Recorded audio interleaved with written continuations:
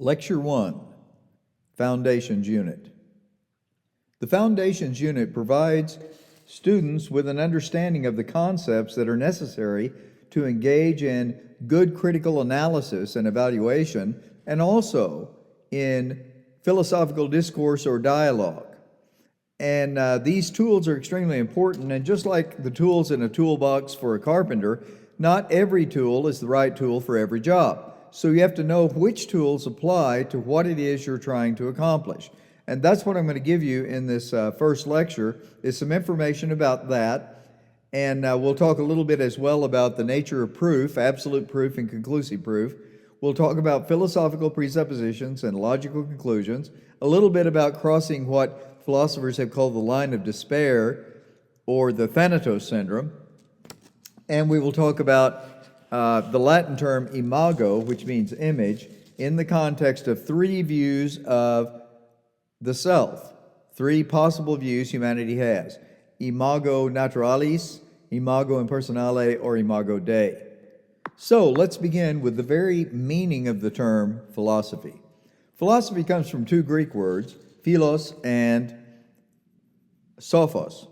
Philos is a word that means love. And in Greek, there's more than one word for love. There's the word eros, which means sensual or sensory kind of pleasure.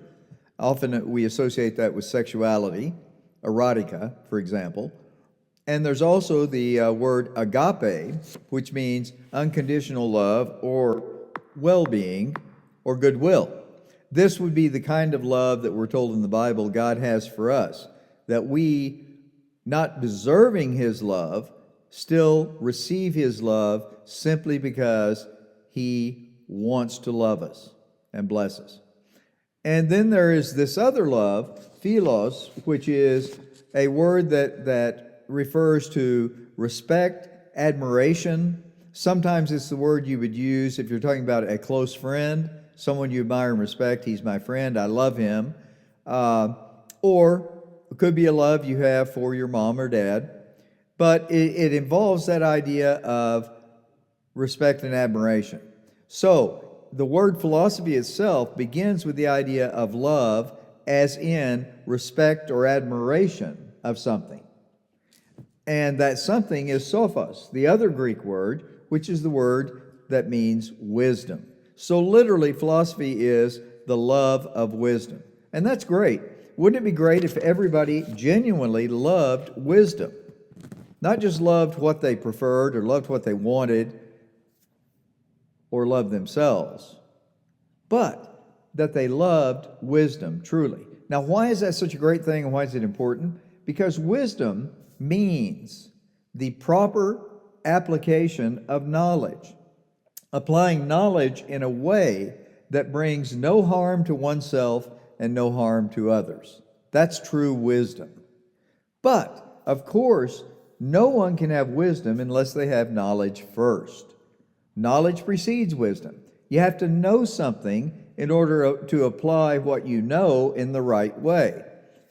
And of course, we would not want to give someone knowledge that was devoid of wisdom. For example, if a person gave a toddler, 3-4-year-old child, a loaded handgun and showed that child how to cock it, pull the trigger, fire it, that would be knowledge. And a 3 to 4-year-old could learn how to do that. They're pretty smart and pretty adept.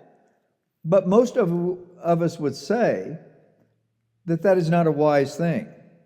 Just to give the child knowledge with no parameters or direction lacks wisdom. The wisdom would be teaching that child the time, the place, the appropriateness of using that gun, whether it's for protection or whether it's for competition target shooting, whatever. But not just to equip the child with knowledge and no wisdom parameters. And this is true about everything concerning knowledge. And we have a lot of people out there who have knowledge, but frankly, as I observe this world, I see a lot of knowledge, but sometimes not so much wisdom. And wouldn't it be great if people took seriously this idea of wisdom and didn't just presume that just because they can do something with the knowledge they have, that makes it okay and makes it right. No, what makes something okay and right is when wisdom is applied so that the individual himself or herself is not harmed, and neither is anyone else. Wouldn't that be a great world? I think it would. I hope you do too. Now, the tools in the philosopher's toolbox involve a number of things, and I'm just going to list those for you here. We won't get to all of these until the next two lecture sessions, but I'm going to highlight them here for you. The first involves the principles of logic, and I'm going to give you about 7 of these that are very important. And I will describe what they are, give you examples so that you understand how they work. And again, these documents are in the Canvas module titled Foundations. You can find them there. You can look at them in more detail. I hope you will. It would be very good for you if you did. The second area, or the second tool in the toolbox, involves claims, or the things people say are true. And we're going to look at the 4 kinds of claims and talk about how they're similar and different from one another, and how you can effectively identify them and then analyze and evaluate their worth. The next area we're going to look at in the toolbox are epistemological methodologies for moral and ethical decision making. And there are 4 of these as well. And I will go through and detail what all 4 are, how they work. I will also talk about the benefits and the liabilities of each one, because they have some good points and some bad points. It's not that one is good and all the rest are bad. It's just that they all have their strengths and their weaknesses, and it's good to be aware of those. Fourth, we're going to look at the tools of identifying and avoiding fallacies in logic. And this involves the idea of deductive and inductive reasoning processes. So I'm going to talk about the differences between deductive and inductive reasoning, but I'm also going to talk about 10 common fallacies or mistakes or errors in inductive logic. And it's very important to be able to identify those and avoid them. You want to identify them so if someone else commits one of those fallacies, you recognize it, not so that you can point it out and make them feel horrible because they made a mistake, but so that you don't get fooled into agreeing with something or believing something that doesn't make really good sense, okay? And also so that you don't do that to other people or to yourself, commit fallacies that frankly you can't defend, and even if you don't recognize them, they end up making you just look foolish, and your arguments or your positions aren't valid. So why is it important to have the right tool for the job? Well, imagine, if you will, you're on a dark highway, middle of the night, far from any town, and you have a flat tire. So you need to change that tire. You go to the trunk, you get out your toolbox, you get out your jack, and you open up the toolbox and you think, what tool should I use? And you pick up a hammer. In fact, as you look in the toolbox, you realize, oh boy, the only tool I have is a hammer. So you proceed to use what you have. And you go to the flat tire and you begin to bang on the lug nuts to try to get them off. What results is you bend the lug nuts and the posts they're mounted on, so that you can't even put the new tire on, even if you did get the lug nuts loose and off. It's an example of the wrong tool for the job, and no one realistically would do that with a flat tire. Okay? So that illustration, I think, graphically demonstrates what I'm talking about. You have to have the right tool for the job. So what are the right tools for the various philosophical jobs? Much of philosophical discourse is about stating beliefs, stating philosophical beliefs. Some of those are presuppositional, some of those are other kinds of claims. But we make statements about what we believe is true and real. And as we do that, we engage with others who may or may not agree with us. And if they don't agree, they will state counter viewpoints. And what ensues then is, in the best case scenario, a dialogue where both sides present their ideas and their reasons for holding those beliefs, and we can all then think about what makes the most sense. Worst case scenario is things degenerate into labeling, name calling, using fallacies to try to win the day, which is unfair and makes no sense, and eventually perhaps even a breakdown of communication that results in either canceling someone and never wanting to talk to them again, or even worse, taking action against them either verbally or in writing or even physically. And we see a lot of this happening in our world today, and it's very sad because it's so unnecessary. Really, the point of any philosophical claim or assertion is to say something that a person believes makes the most sense. Now, makes the most sense is important because it should make the most sense not just to you, but you should be able to demonstrate that any open-minded person who is willing to look at the evidence, the reasoning processes, and the principles of logic would come to the conclusion that yes, this is a valid position and it does make the most sense. You see, if something only makes sense to you, that doesn't mean much. The most powerful position is one that can be demonstrated that it should make sense to everyone. And that's the goal of true philosophy, is to equip ourselves so that we know that we're making good sense, but we also know how to show others that we're making good sense as well in a civil and friendly manner. This leads us to the area of proof. Now, proof is really a combination of things that lead us to that position of what makes the most sense. Those three things are consistency with or conformity to the principles of logic, the use of reasoning processes that are not flawed, meaning no fallacies are being committed, no errors in thinking are being committed. And then third, that there is relevant and valid evidentiary support for the position. Now, evidentiary support doesn't mean simply doing research and quoting a line from something that some guy said, maybe somebody you like that you know already agrees with your position. Evidentiary support means finding the best possible information to respond to the issue at hand.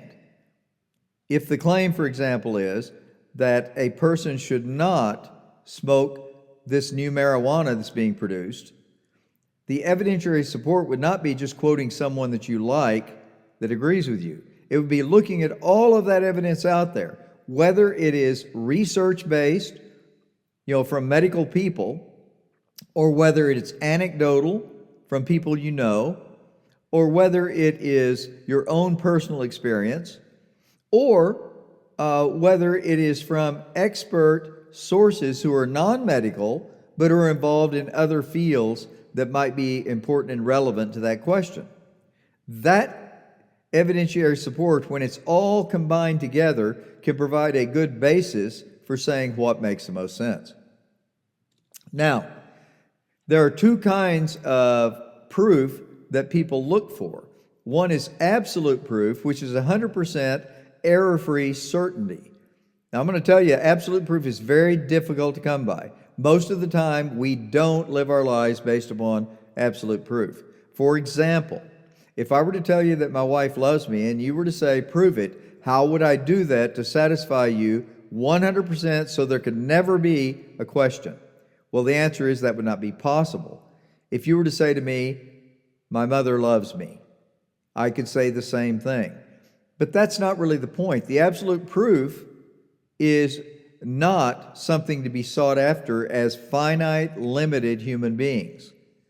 Just about everything we claim to believe in life is not based upon that kind of 100% proof because we don't have what's necessary to get it. We're too limited and we're too fallible in ourselves. So, if you were to say, for example, there are 15 chairs in this room, and you were to count them and there were 15, you could say with absolute certainty, this is proof there are 15, if we agree on what a chair is, and if we also agree that the physical things we're looking at actually exist. That's a whole nother realm. We won't go into that. Let's say that's true. Then you would have 100% proof. If there were 13 or 14 or 17, you would have absolute proof that that claim of 15 chairs, only 15 chairs, I should specify, is not correct. Okay? But most claims are not like that. Claims like, does somebody love me? Or claims like, is love real? Or claims like, should everyone vote? These are claims that involve more complexity and are more nuanced, so 100% proof is difficult to come by. So what do?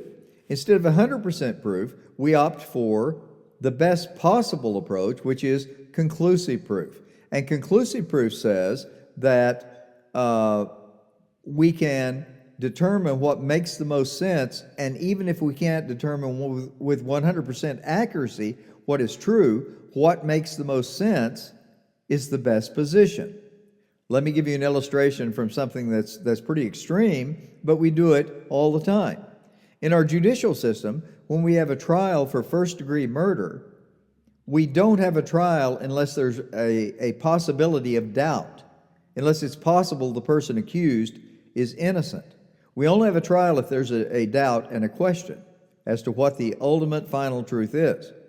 If a person is caught red-handed, 5 witnesses see this person plunge a dagger into the neck of someone at a McDonald's.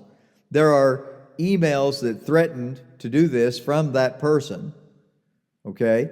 And if the knife has the bloody fingerprints from the person on it, the blood on the knife also has the DNA of the victim. All of these things, and there could be many more, but all of these things come together to make a very strong case that this person who is accused actually did it. And in fact, if there's a policeman on the scene who witnesses it and takes down the perpetrator immediately, handcuffs him and takes him to jail, you have a pretty strong likelihood that that person is guilty. If that's the case, that person's lawyer, if he's a good lawyer, will say, let's plea bargain. We don't want to go to trial because they've got you. You need to plea bargain. Why? Because you might get a reduced sentence. And it also saves taxpayers money, it saves the court time and energy, and it's better all around for society.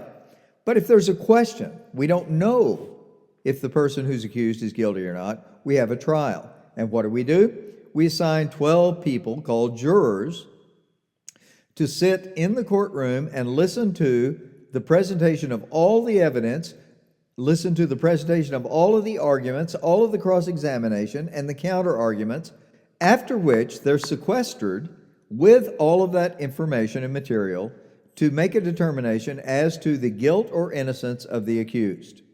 Now, they can't say with 100% certainty whether the accused is guilty or innocent.